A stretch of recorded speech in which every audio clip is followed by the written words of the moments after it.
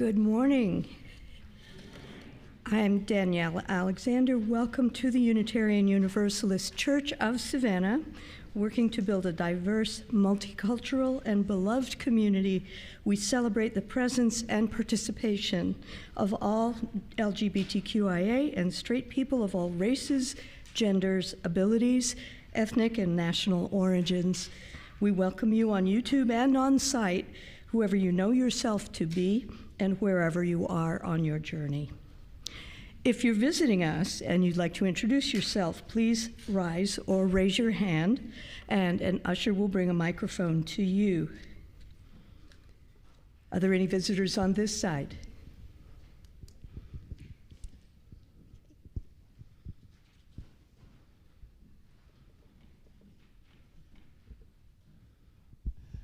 So my name is Bob, and this is my second week here. I think after this I won't consider myself a visitor because I'm here in Savannah for 2 months. But I just love this church, and I just want to share that I can listen to the service of my hometown in Portsmouth because they start at 10, and this morning's opening words were by a woman from Russia who is grieving the loss of the advocate for justice, and it was just so moving. So anyway, thank you again. Welcome.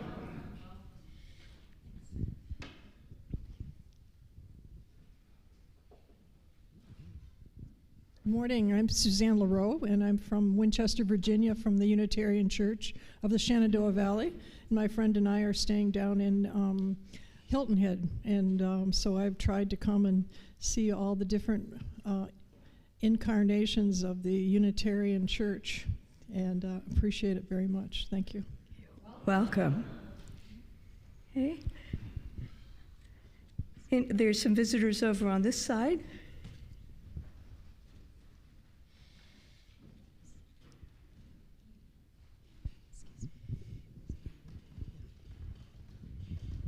Hi, I'm Kim Lutz, and this is my wife, Sarah Simons, and we are visiting from Minneapolis, celebrating our 5th wedding anniversary.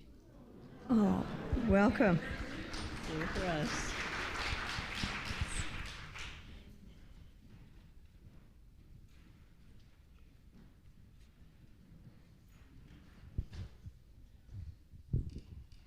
Hi, oh my gosh, whoa, that was so weird. I'm Louisa. I just moved here from Boston. This is like weird. I just moved here from Boston, so it's my first time here. That's all. Welcome. My name is Andrew Purdom. This is my second winter snowbirding in Savannah. My poor husband is still in New York City working. He comes and goes 1 week here, 1 week there, but this is my first time ever in a Unitarian church, so. Yeah, welcome. Thank you. Okay, any more visitors? Okay, welcome everybody. We're so glad to have you. Please join us in Ron's Social Hall for refreshments following the service.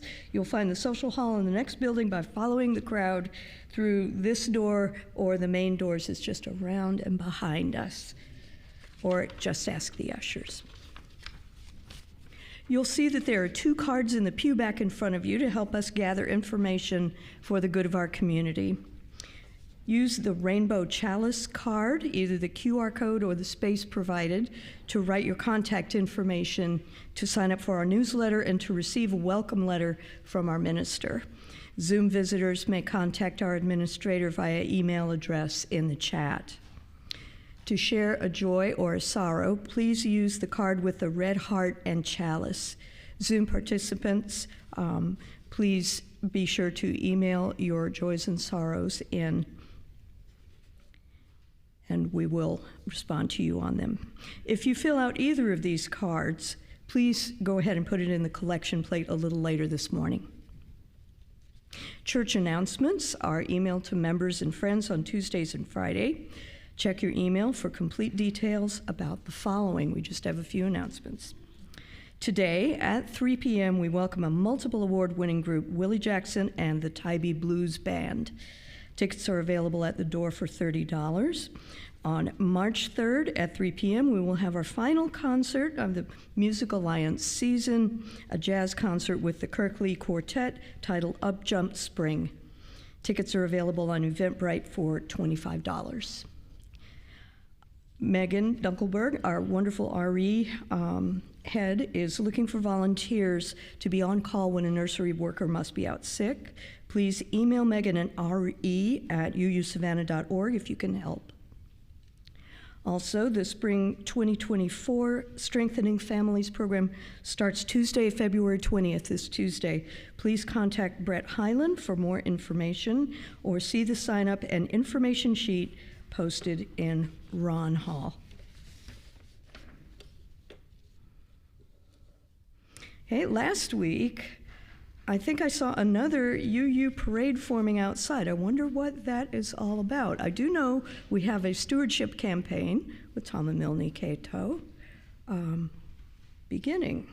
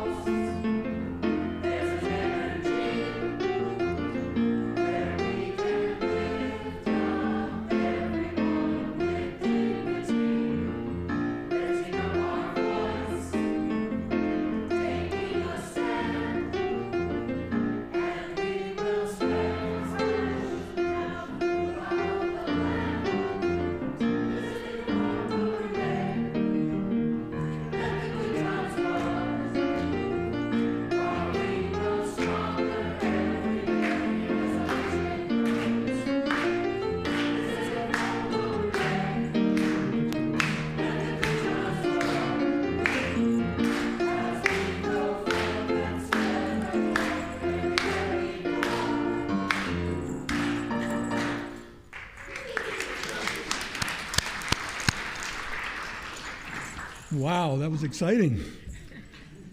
Given to let the good times roll. Laissez le bon temps rouler. Good morning, friends, both here and up there in YouTube land. My name is Tom Cato, and this is my co-stewardship chair, Milne Cato. And for those of you who were not here last week, our Mardi Gras-style stewardship campaign was launched following a parade showcasing 4 of our UU crews: religious education, social justice, and anti-racism. Boy, I'm tired from doing that. The goal of the campaign is to raise $170,000 plus for the next fiscal year.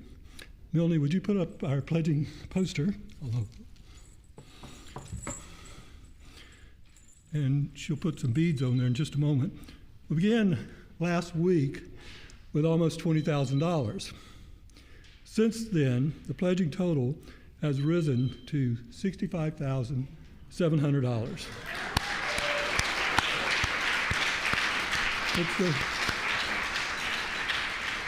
It's about 36% of our final goal. So again, give yourself another hand. That's really good. So please keep your pledges coming, and remember your commitment is for the fiscal year July 1, 2024 to 2025.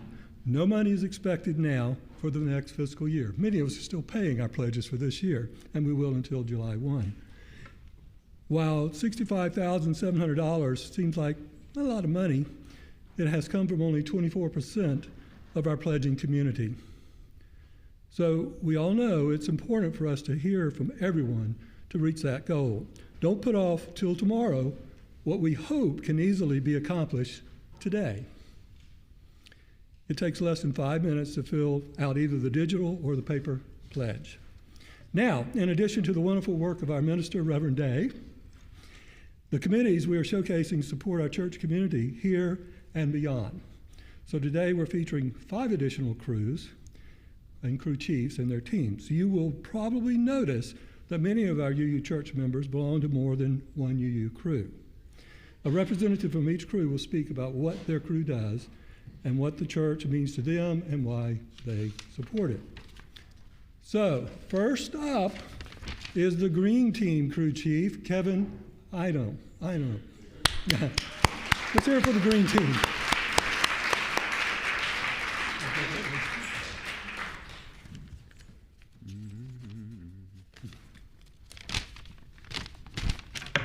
I'm using recycled paper, and I don't want to read the CVS order on the back. So, anyways, good morning, my friends. I'm happy and proud to work with the folks who belong to the Green Team. They are people who, like me, find meaning in the 7th principle not only through their sense of connection to nature, but through their enjoyment of it. Whether it's from an early morning nature hike, working to preserve healthy populations of sea turtles, sailing, or growing a garden and listening to bird songs in their yards, Green Team members enjoy nature. Raise your hands if you're in the Green Team. There we go, great, thank you. Thank you very much. The Green Team works to preserve, repair, and strengthen our connection as a church to the web of life through activism, volunteerism, education, and reducing the carbon footprint of our building and grounds. Over the last 5 years, we've had activism events such as hosting the 100% Savannah Candidate Forum in 2020, holding a Get Out the Vote letter writing party in 2022, and encouraging the congregation to contact their elected officials about various pieces of legislation from time to time, most recently House Bill 1263, a proposed environmental justice bill. And we also have volunteerism, such as those people from the Green Team who recently volunteered to work at Repurpose Savannah, members who volunteer with the Plastic Recycle Women's Group, who donated 440 plastic mats and pillows for the homeless on Valentine's Day.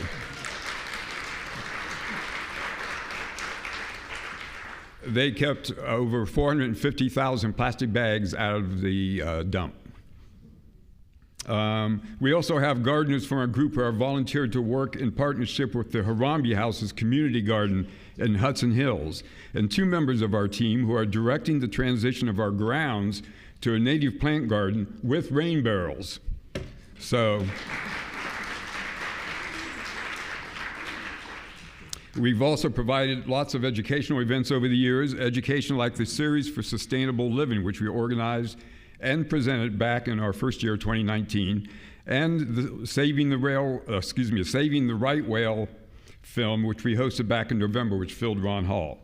And finally, the Green Team initiated and partnered with the Building and Grounds guru Bill Rolfus to upgrade our heating and air conditioning systems, our building's weatherization, and earn a $5,000 grant from Georgia Interfaith Power and Light.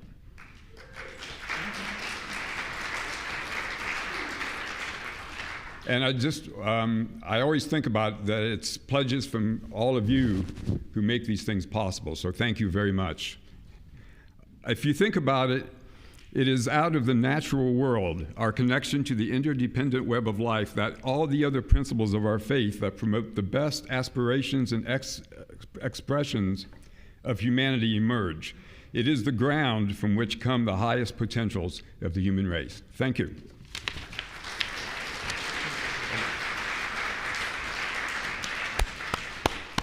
Next up is the AV crew representative, Ed Owens.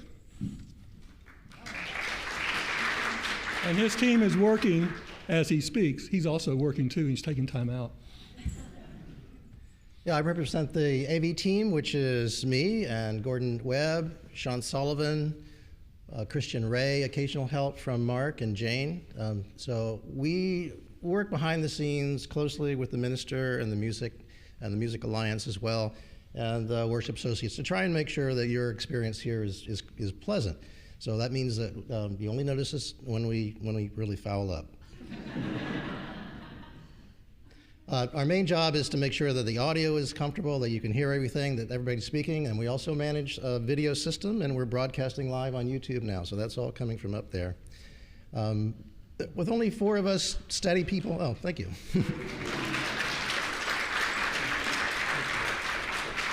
We have 4 of us steady people, and it takes 2 people per service, so that means we're always on. 2 weeks, 3 weeks a week, 3 weeks a month, then somebody needs it. So if there are people out here that would like to volunteer, that have maybe a technical bent, that would like to learn either audio production or video production, we would like to hear from you. If we had twice as many people, then we'd have half as much work. So anybody can contact me, the minister, or Gordon Webb, and we'll be happy to train you. You don't have to be crazy. We will train you. Thanks.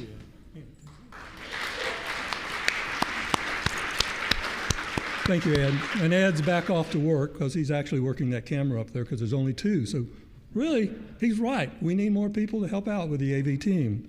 So now the hospitality crew chief, Judith Gauthier, whose team is made up of many different UU church members who share wonderful food with us during coffee hour and much, much more. Stand up if you have contributed food for hospitality hour. Come on, I know there's a lot of you.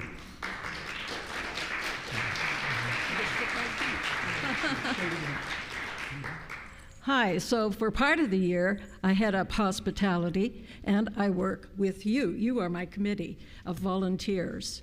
Our principal task is to provide refreshments after church each Sunday, and we also support special events like the UU picnic and receptions for memorial services. One of the UU principles I value the most is our covenant to support each other in our search for truth and meaning. And you've heard from many people already how we gather together to do that. For example, with membership in the board, the choir, social justice, and covenant groups. There are many ways. What we do is support an informal, lively, and somewhat noisy gathering after church each Sunday where you can touch base with each other and continue to grow our community. The budget, we have a budget, and we use the budget to buy beverages and supplies. You provide the food. We like something sweet, something savory for all tastes. They say, if you want people to come, provide food, and that's what hospitality does. And I want to thank the over 26 households that volunteered last year, many of them multiple times, and invite you to participate by volunteering. You can sign up in Ron Hall or online through the email blasts each week. So thank you all for being a friendly, supportive community where I feel comfortable coming each week and sharing my joys and concerns. Thank you. Thank you, Judy. And she knows where there's a sign-up sheet if you want to look at possibly bringing some food. In fact, on March the 3rd, we're having a little coffee hour Mardi Gras gathering to end our campaign, and Millie and I are actually looking for some help. So if you can help us out, please contact either one of us, and we will write your names down and talk to you about it. So now, as always prepared, Building and Grounds new crew chief Scott Griffin, who, with Mark Colombe and others, keep the buildings and grounds in shape and safe. So give him a hand. Hi, I'm Scott Griffin, and I'm newly in this role, trying to continue the great work of Bill Rolfus. I'd love to everybody give him a hand for everything that he did. It's some awfully big shoes to fill. But so basically what we do is we have this beautiful architecture, several buildings, the grounds, all to take care of. Mark almost single-handedly does all of that. But there are many things that, normal maintenance takes precedence over. So we're trying to fill those gaps and utilize unused spaces, maximize spaces that we have, and just make sure that these beautiful 100-plus-year-old buildings don't deteriorate. There's only a couple of us, so we're always looking for anybody who's handy, who likes to get together. We do anything from painting to trimming bushes, getting ready for doing work on the outsides of our buildings, on the insides of our buildings, planning what we might be able to use spaces for. So there's lots of different skill sets that people could help contribute. The UU Church means a great deal to me and my family. It's just, in this day and age, to see so many people that have kindness first is a beautiful thing. That's it. Thank you. Thank you.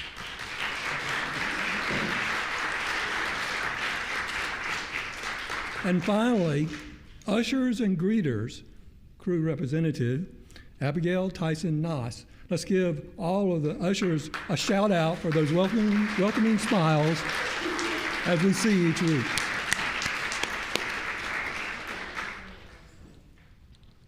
Gotta bring up my carefully written speech, of course. Good morning. Thank you. My name is Abigail Tyson-Noss, and I am a proud member of the ushering committee. Every Sunday, 2 ushers are always waiting at the door to greet you with a smile and a hearty welcome. It is of the utmost importance that we make every single member of the congregation feel welcomed, loved, and included, whether it's their first time, their 1000th time, or are visiting from near or far. It's the UU way. There's a lot to being an usher that some folks may not know about. We make sure that visitors' voices are heard as they tentatively or gregariously introduce themselves. We take a head count of everyone who attends the Sunday service so it can be reported to HQ. We find 2 willing members of the congregation to help us pass around the offertory and make sure to send along any joys and sorrows so the worship associate so that we may celebrate and mourn together. We also count the offertory in total in the office and report the amount to our incredible treasurer. And as a matter of fact, we are always looking for more ushers to welcome into the fold. It is a wonderful and rewarding experience, one I treasure deeply. Thank you.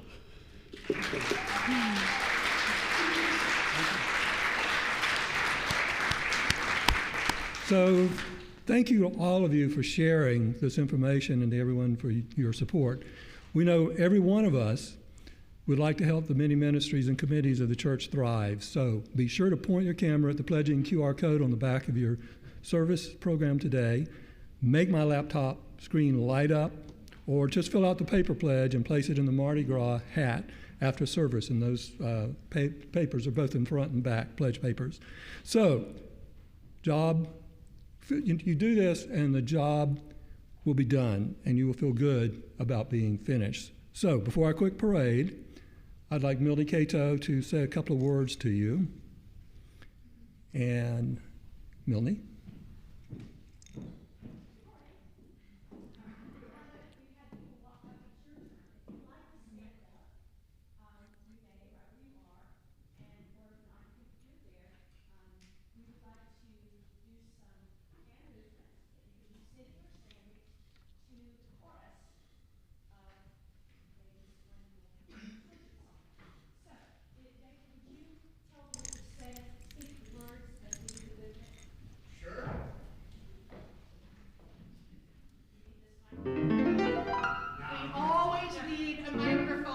Accessibility's sake. Please use the microphone. I don't know.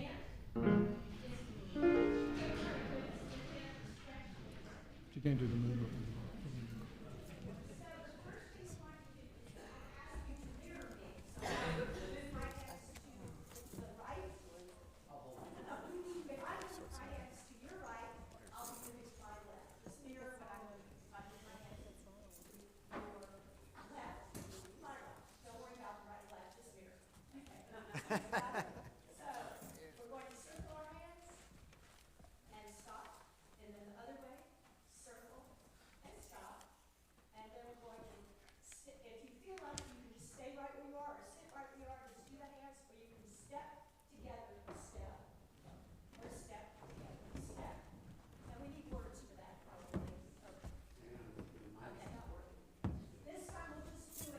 Testing. Here we go. Oh, no, you need that. I need the one. Okay, I have the one. Okay. Laissez le bon temps rouler. Let the good times roll. While we grow stronger every day as our mission grows. Laissez le bon temps rouler. Let the good times roll. As we grow forth and spread our joy everywhere we go.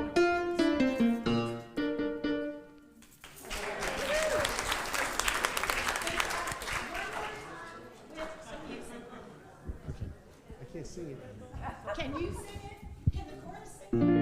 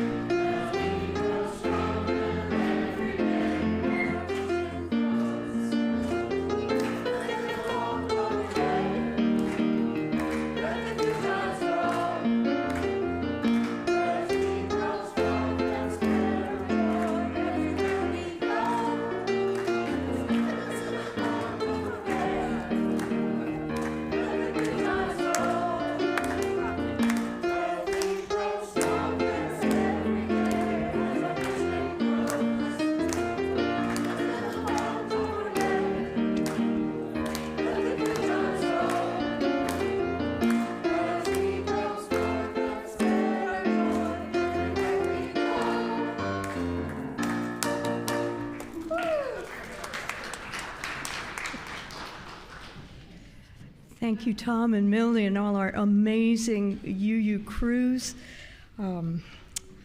Celebrate. With the lighting of our chalice, symbol of our Unitarian Universalist faith, we enter into sacred time. Our chalice lighter this morning is Luke Higgins. Is Luke here? There he is.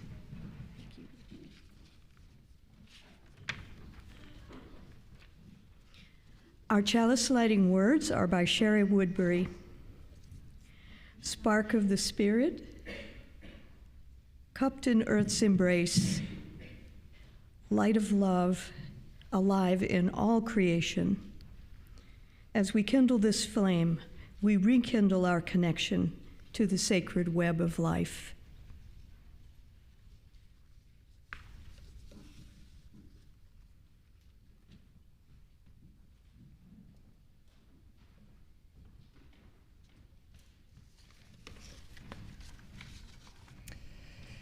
To be human, you must bear witness to justice.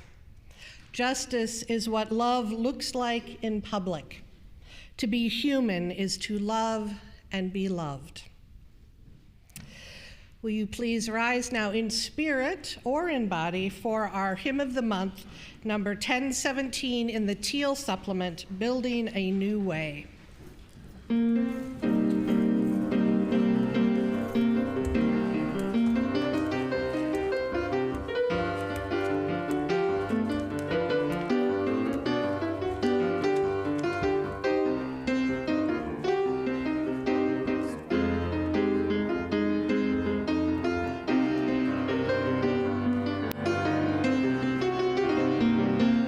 We are building a new way.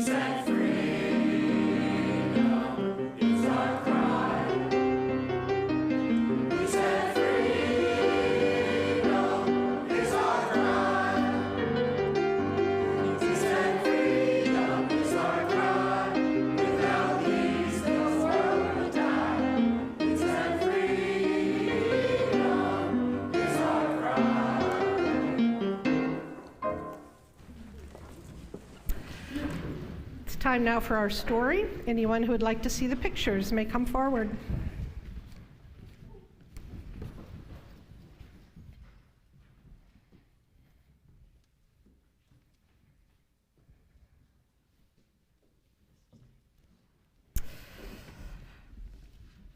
Our book this morning isn't really a story. The grown-ups this month are learning about peace and equity, which are justice and equity, which are two different words that mean fair. And so our book, We Are All Born Free, is a list of fair things that we all can expect. It's in children's language, but it's the Universal Declaration of Human Rights. We are all born free and equal. We all have our own thoughts and ideas. We should all be treated in the same way. These rights belong to everybody, whatever our differences. We all have the right to life and to live in freedom and safety. Nobody has any right to make us a slave.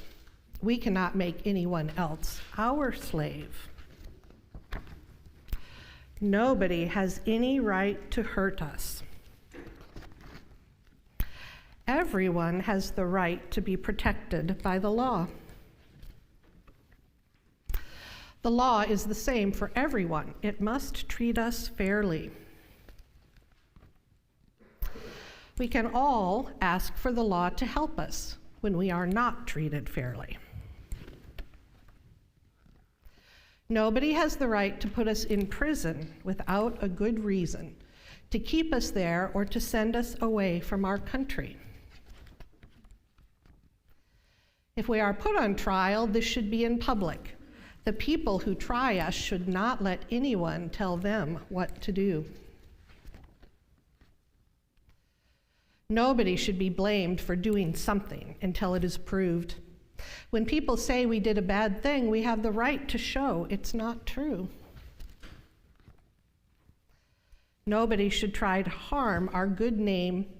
Nobody has the right to come into our home, open our letters, or bother us or our family without a good reason. We all have the right to go where we want in our own country and to travel abroad as we wish. If we are frightened of being badly treated in our own country, we all have the right to go away to another country to be safe. And we all have the right to belong to a country.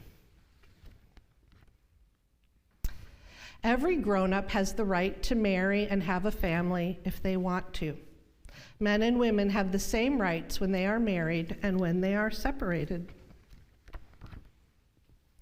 Everyone has the right to their own things or everyone has the right to own things or to share them. Nobody should take our things from us without a good reason. We all have the right to believe in whatever we like, to have a religion, and to change it if we wish. We all have the right to make up our own minds, to think what we like, to say what we think, and to share our ideas with other people. We all have the right to meet our friends and to work together in peace to defend our rights. Nobody can make us join a group if we don't want to. We all have the right to take part in the government of our country. Every grown-up should be allowed to choose their own leader. We all have the right to make a home of our own, enough money to live on, and medical help if we need it. Music, art, craft, and sport are for everyone to enjoy. Every grown-up has the right to a job, to a fair wage for their work, and to join a trade union.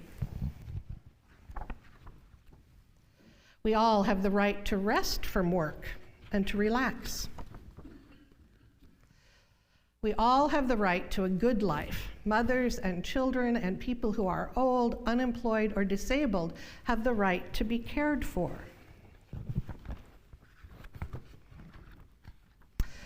We all have a right to education and to finish primary school, which should be free. We should be able to learn a career or make use of our skills. Our parents have the right to choose how and what we learn. We should learn about the United Nations and how to get on with other people and respect their rights.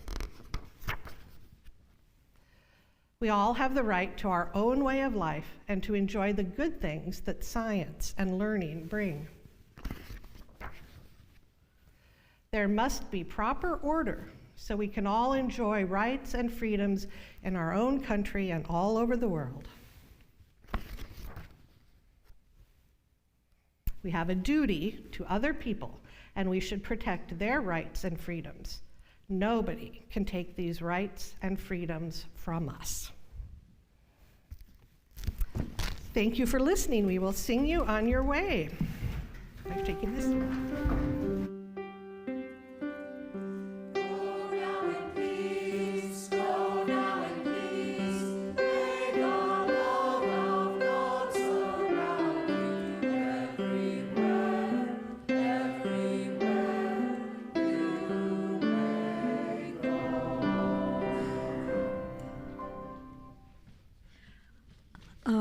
Before our invitation to generosity, and as part of that, I'd like to invite Louise Frazier to make a brief announcement.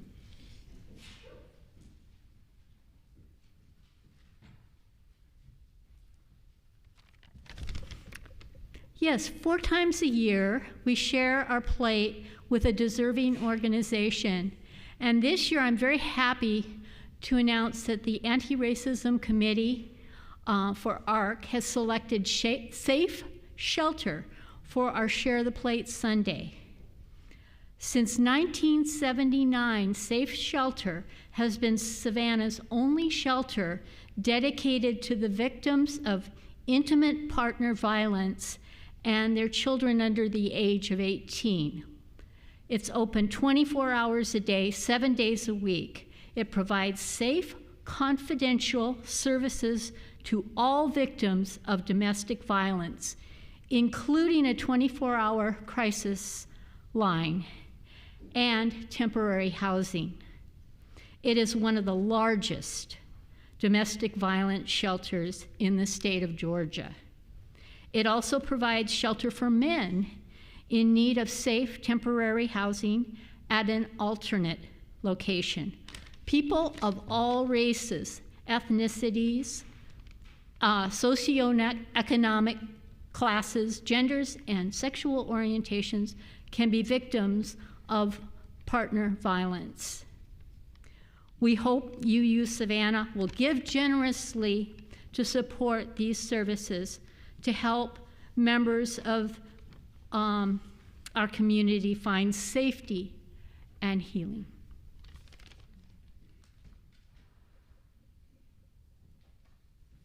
Thank you, Louise. We give to remind ourselves how many gifts we have to offer. We give to remember that we are part of something bigger than ourselves. We give because we believe in music and sacred space. We give with the faith that together we have enough. To donate by a debit or credit card, please use the QR code on the back of the order of service, or you can go to www.uusavannah.org and click the donate button. Mailed checks are also welcomed. Thank you for your generosity. We'll now have our offering.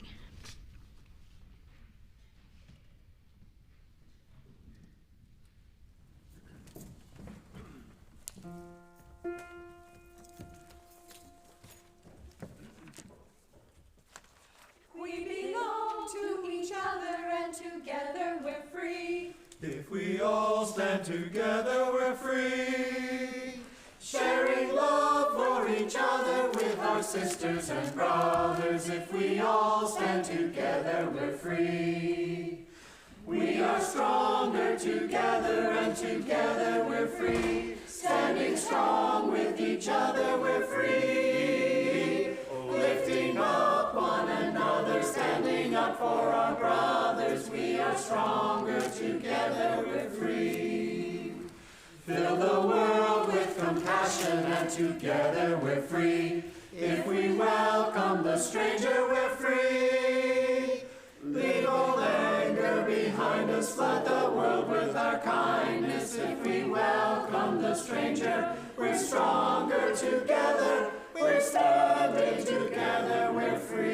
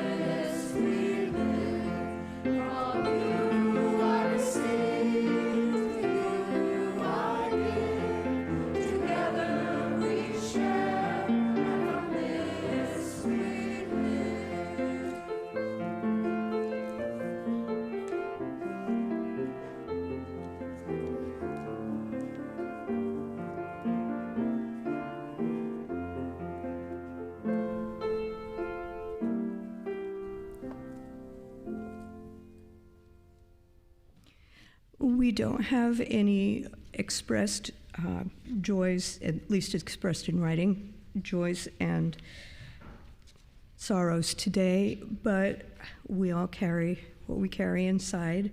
Let us hold all our joys and sorrows, spoken and unspoken, in our hearts as we join together in the responsive reading found in your order of service. Sorrow is everywhere. Yet joy is reborn. As we mourn together, So we celebrate together. and offer thanks that we are not alone. So may it be now and in all the days to come.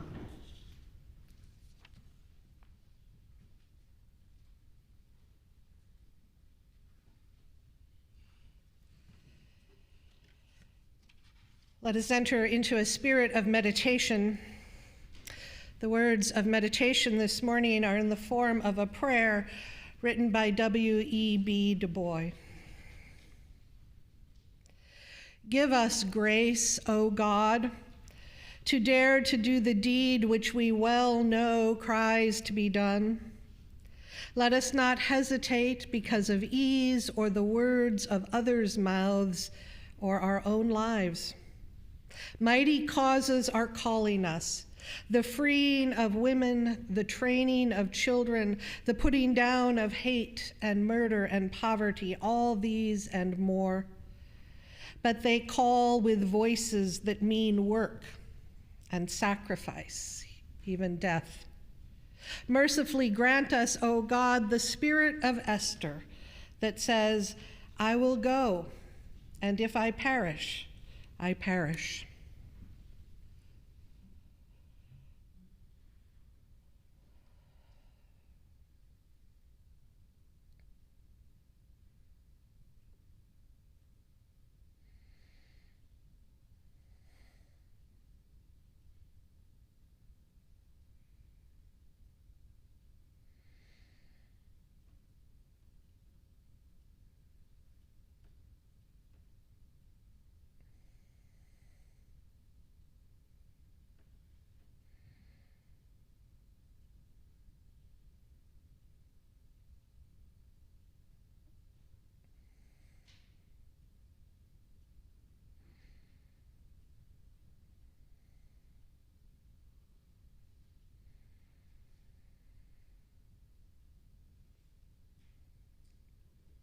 Amen.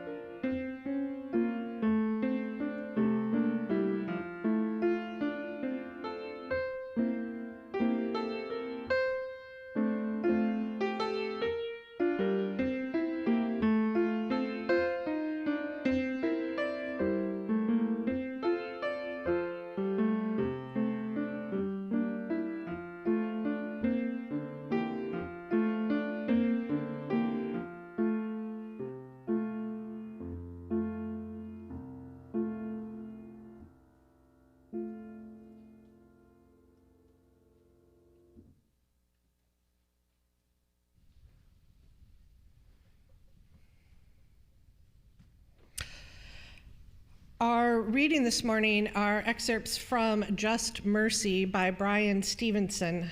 Mr. Stevenson is the founder of the Equal Justice Initiative, a legal practice dedicated to defending the poor, the wrongly condemned, and those trapped in the furthest reaches of the criminal justice system. I wasn't prepared to meet a condemned man. In 1983, I was a 23-year-old student at Harvard Law School working in Georgia on an internship, eager and inexperienced and worried that I was in over my head. I didn't have a basic grasp of the complex appeals process that shaped death penalty litigation, a process that would in time become as familiar to me as the back of my hand.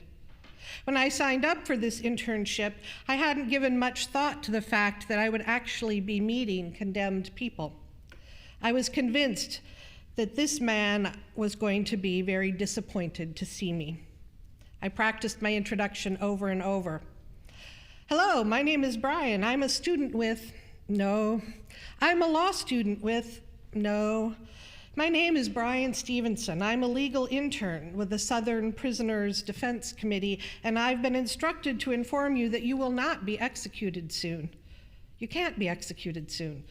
You're not at risk of execution anytime soon. No, no, no. The man who walked in seemed even more nervous than I was. He glanced at me, his face screwed up in a worried wince, and he quickly averted his gaze when I looked back. He didn't move far from the room's entrance, as if he didn't really want to enter the visitation room. He was a young, neatly groomed African-American man with short hair, clean-shaven, medium frame and build, wearing bright, clean prison whites. He looked immediately familiar to me, like everyone I'd grown up with, friends from school, people I played sports or music with, someone I'd talked to on the street about the weather. The condemned man didn't come any closer, and I didn't know what else to do, so I walked over and offered him my hand. He shook it cautiously. We sat down, and he spoke first. I'm Henry. I'm very sorry, were the words I blurted out. Despite all my preparations and rehearsed remarks, I couldn't stop myself from apologizing repeatedly. The man looked at me worriedly. Is everything all right with my case? Oh, yes, sir. The lawyers at the SPDC sent me down to tell you that they don't have a lawyer for you yet, but you're not at risk of execution anytime in the next year. We're working on finding you a real lawyer, and we hope the lawyer will be down to see you in the next few months. I'm just a law student. I'm really happy to help, if there's something I can do. The man interrupted my chatter by quickly grabbing my hands. I'm not going to have an execution date anytime in the next year? No, sir. They said it would be at least a year before you get an execution date.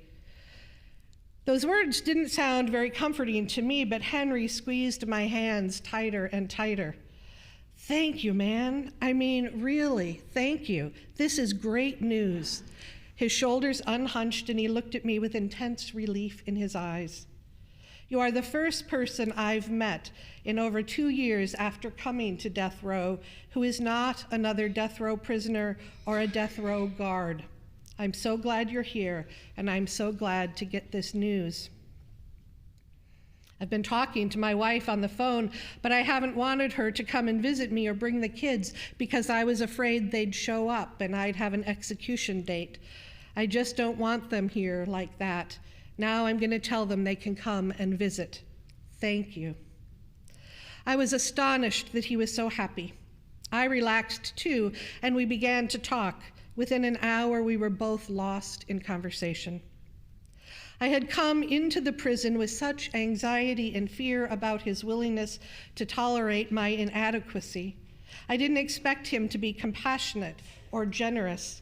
I had no right to expect anything from a condemned man on death row, yet he gave me an astonishing measure of his humanity.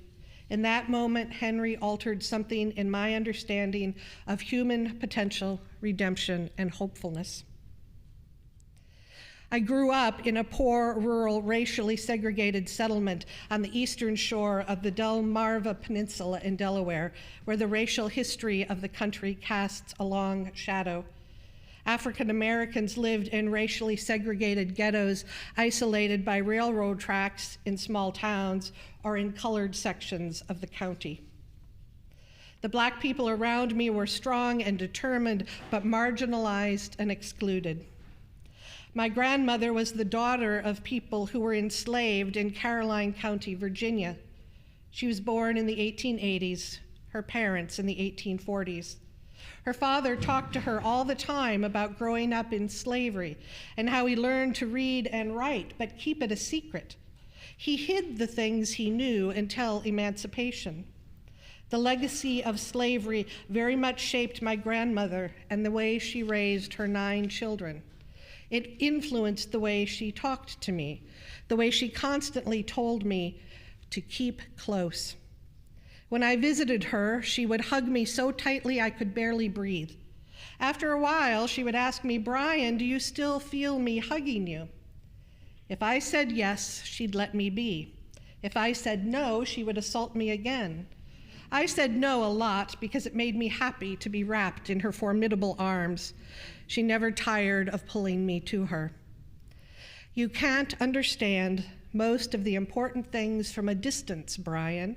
You have to get close, she told me all the time. The distance I experienced my first year of law school made me feel lost. Proximity to the condemned, to people unfairly judged, that was what guided me back to something that felt like home.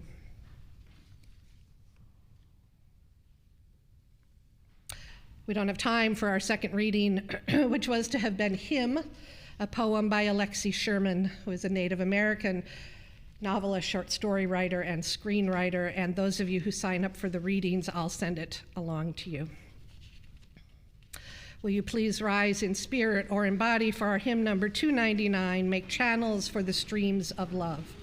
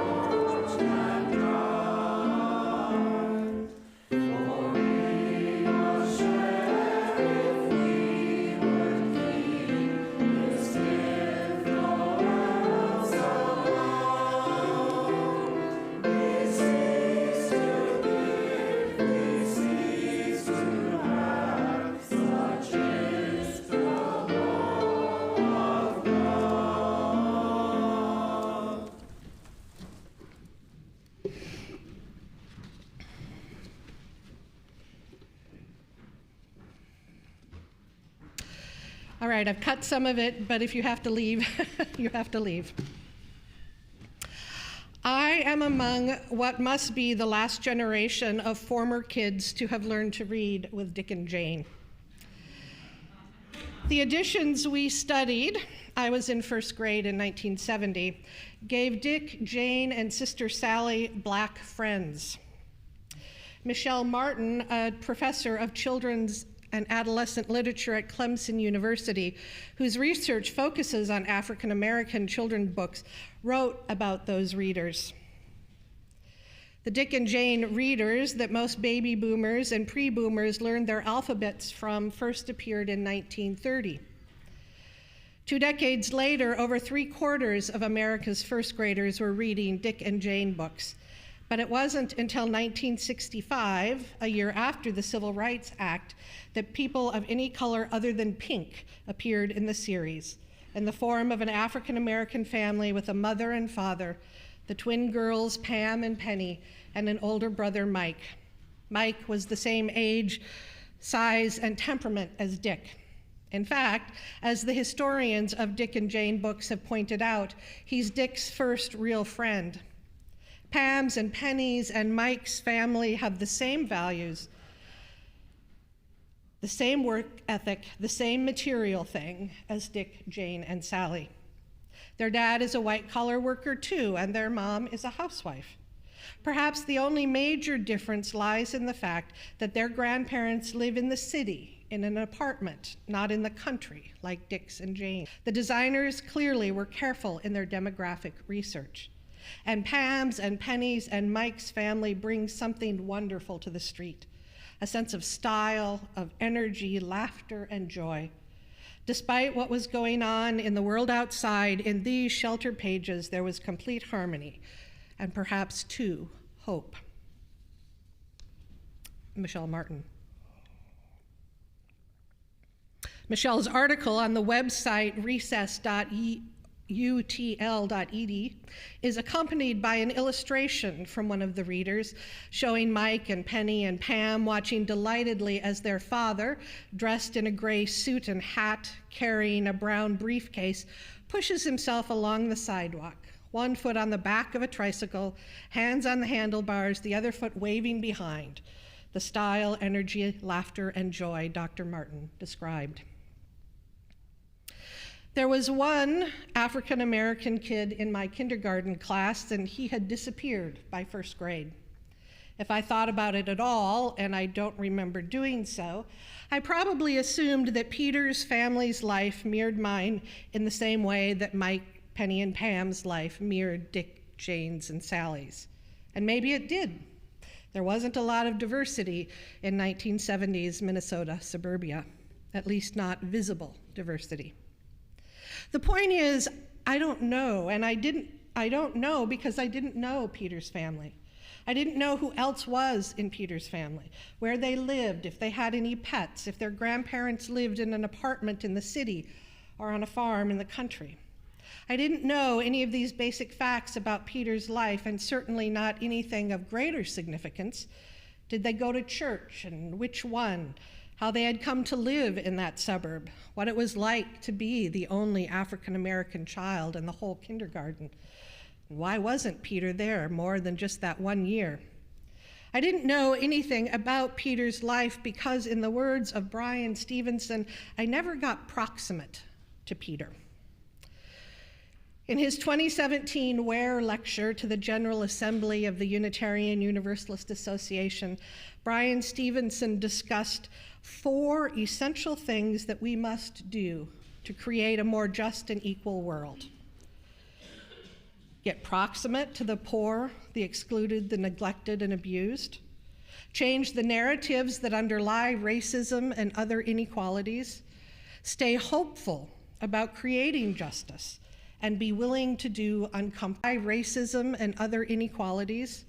Stay hopeful about creating justice and be willing to do uncomfortable things. These 4 are interrelated, of course, but this morning I'm going to talk primarily about getting proximate. I'll consider his other 3 essential things other times. In the excerpts I read from Mr. Stevenson's books, we learned something about the genesis of his sense of the importance of getting proximate.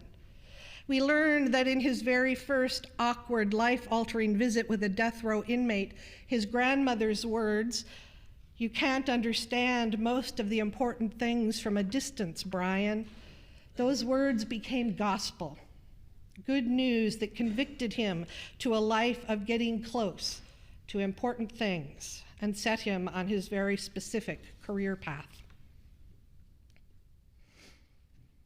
Very near the end of To Kill a Mockingbird, Scout convinces Atticus to read aloud a story he thinks might frighten her.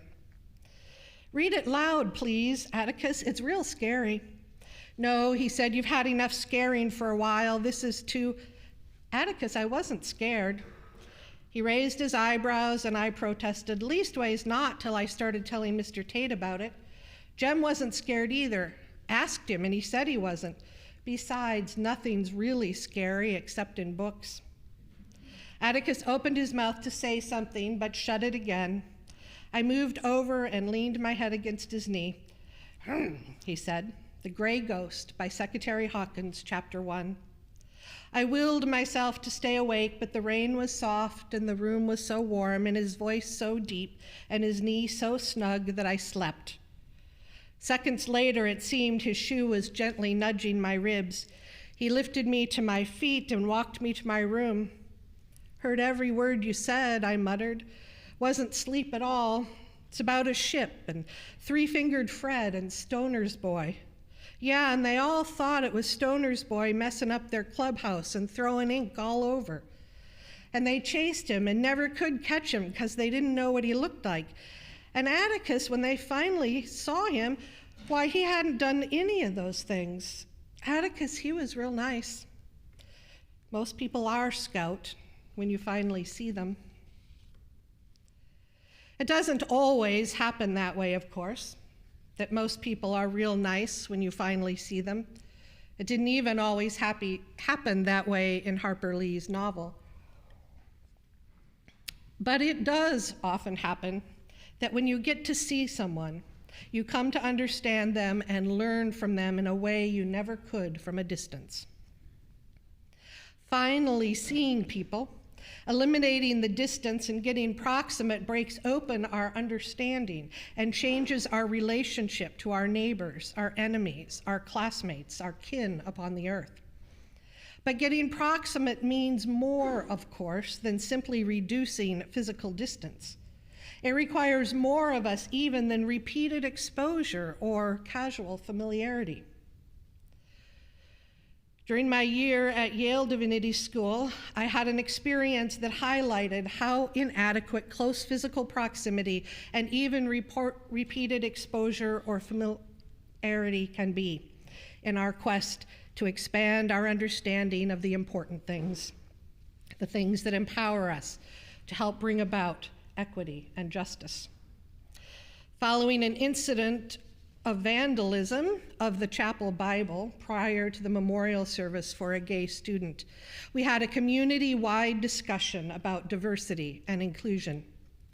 During one conversation in a crowded room, I sat literally cheek to cheek with a classmate and friend, sharing a piano bench with him. When the question was raised, what's more important, our differences or our similarities, my friend said, "We already know we're all Christian." Well, we weren't all Christian, and my friend knew that about me, that I'm not Christian, and he could hardly have reduced the physical space between us any more than it was already reduced. But he hadn't gotten proximate in a meaningful way.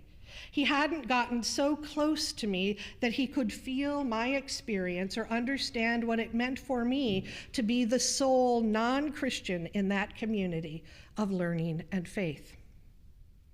When Brian Stevenson suggests that in order to create a more just and equal world, we must get proximate to the poor, the excluded, neglected, and abused, he means get close in such a way that even when we're not close to them, we still feel them, as he could still feel his grandmother's hugs when she finally let go.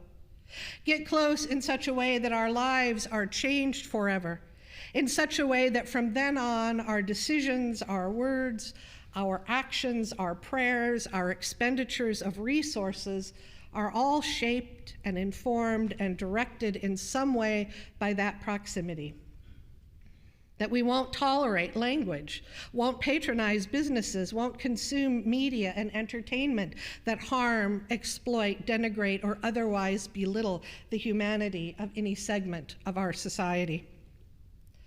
Or to phrase it in the positive, getting proximate means getting close in such a way that our lives are forever changed.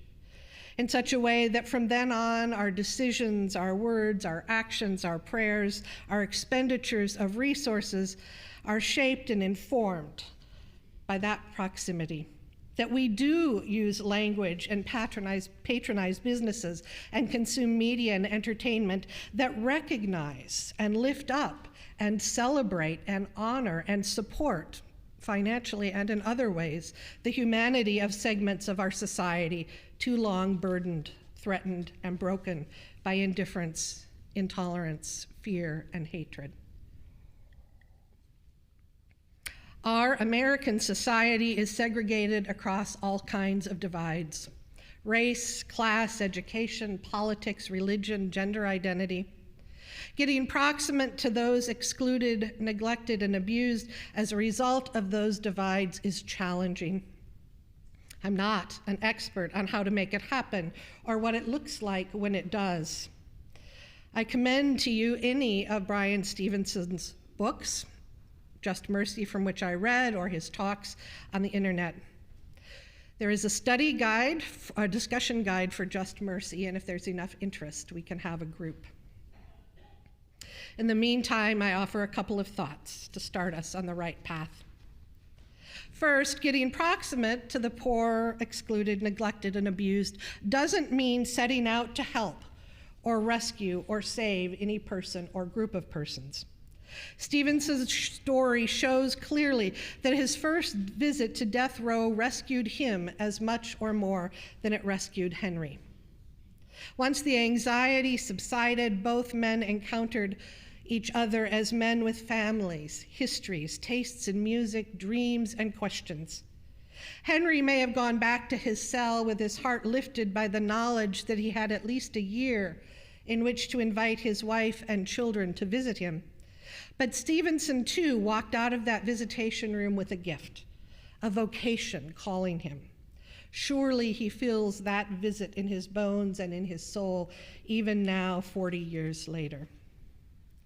Getting proximate doesn't mean setting out to save. It means setting out to encounter, to set aside assumptions, what we think we know about a person or group, to be curious and to be open to the curiosity of the other. I once sat next to a white South African woman on a bus ride from Aberdeen, Scotland to London, England. And during that interminable ride, and it was interminable, I failed to engage her in conversation. It was a lack of courage I still regret. Her country was just then emerging from apartheid, and I was full of questions and judgments and ignorance. Those hours were an opportunity to be changed that I'll never get back. But getting proximate need not be as dramatic as engaging the devil incarnate in conversation, which was, I admit shamefully, how I thought of that woman at that moment. Sharing a meal, telling a story, or better yet, listening to a story, preparing and serving a meal at Strengthening Families, sitting next to someone new at a board or committee or club meeting and being curious about them, working side by side on a community project. These are all ways of opening ourselves to the deep knowing that might change us and our part of the world forever. And while it would be great if we did those things with folks across one of the great segregated divides of our society, race, class, religion, gender, even if we stay on what we perceive to be our own side of those lines, we might discover along the way that even the neighbor we thought we understood has a story, the telling and hearing of which changes us forever. Secondly, getting proximate to the poor, excluded, neglected, and abused doesn't mean having to occupy the same geographical space. If constraints of time or mobility or simple uncertainty about where to start seems insurmountable, here's one suggestion. The CLF, which is Unitarian Universalism's Congregation Without Walls, has a robust prison ministry and is always in need of pen pals. That writing letters to a prisoner might start out feeling like helping or rescuing, but I can almost guarantee that it will end up feeling like transformation of your very being. Consuming media and entertainment across lines of race, class, and culture is another way of beginning to get proximate that doesn't require sharing the same geographic space. This is a growing edge for me. I'm happy to read books and articles by writers from just about any group that can be named, but I only reluctantly listen to music that's outside my comfort zone. And I have definite tastes in television shows and movies that reflect my education and my class and my race. I have to push myself beyond those boundaries. And while not really media or entertainment, but along the same lines, I have to be very deliberate in order to regularly include voices of color in my worship resources, from texts for readings to selection of picture books. But there are resources available to help me. There are a couple of online lists. One is called 28 Black Picture Books That Aren't About Boycotts, Buses, or Basketball. And the follow-up, 28 More Black Picture Books That Are Not About Boycotts, Buses, or Basketball. And I search those out regularly to see what might fit in this space. And ARC has a library in Ron Hall with books that you can check out and read. Pushing boundaries of entertainment and worship might begin to draw me into proximity with folks unlike myself in ways that might begin to wrap me in an embrace of understanding that I'll never shed and that will inform my life choices forever after. Begin, but only begin, because life is going to demand of me person-to-person encounters if it is going to reward me with transformation for myself and my community. Peter, back in Miss Hins's morning kindergarten at Nelson Elementary School, that white South African woman on the bus, these are my reminders that I lose something when I allow my natural introversion and my Minnesota aloofness and my social anxiety to keep me at a distance from the gifts life drops into my path in the form of strangers, neighbors, chance encounters along the way. These are my calls to continually seek out and welcome and take up ways of getting proximate. You'll have your own stories, your own lost opportunities, and perhaps, if you're fortunate enough, you have stories of the opportunities you didn't lose. Times when you yourself were wrapped in an embrace of knowing that you'll never shed and that you have informed your life choices forever after.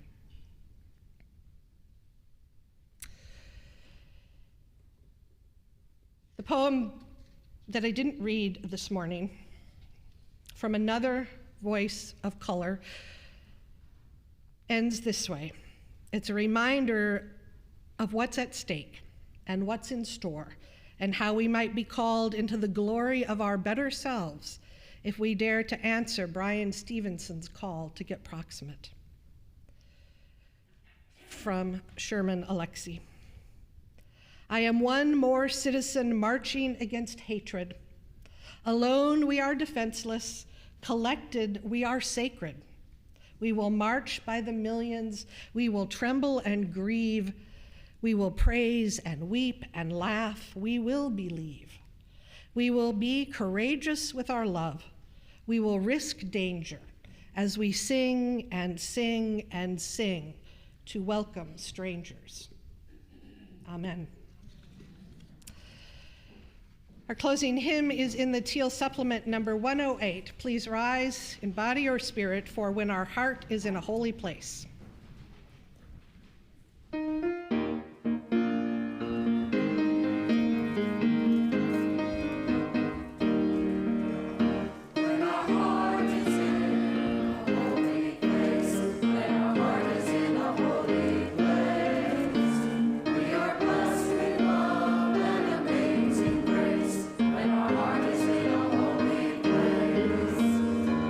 Trust the wisdom in each of us.